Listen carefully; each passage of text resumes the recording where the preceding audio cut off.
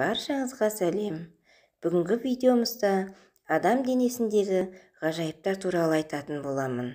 Видеоны көрмес бұрын каналыма тіркеліп, лайк басып кетіңіздер. Ересек адамның денесі актиллион атомнан тұрады. Денеміздегі қан тамырларының қосындысы 96.000 километр құрайды.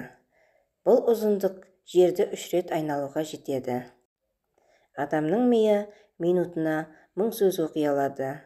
Адамның миы компьютер болғанында секундына 38 квадриллион операция жасай алады.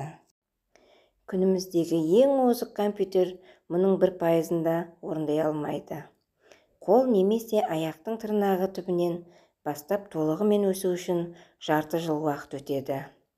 Адам өмірі бойы орталама 18 кг тері төгеді. Алынған оттегі мен калорияның 20%-ын адамның миы тұтынады. Әрбір бүйректегі миллиондаған фильтр минутына 1,3 литр қан тазалайды. Әр адамның өзіне тән иісі болады. Тек егіздер ғана бірдей иісті болуы мүмкін. Әр адамның денесінде 500,000 тер безі болады, және бұлар күніне 0,5 литр тер бөліп шығарады.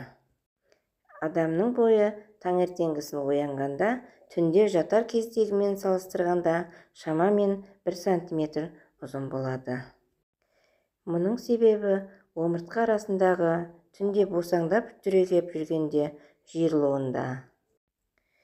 Адамның денкасының жартысы бананның денкасына ұқсас келеді. Адам өмір бойы 25.000 литр түкірік бөледі. Адамдағы ащы ішектің ұзындығы адамның бойынан 4 есе ұзын болады. Адам ағзасындағы ең қатты зат тіс эмалы. Денеміздің әр сантиметр квадратында 32 миллионға жуық бактерия өмір сүреді.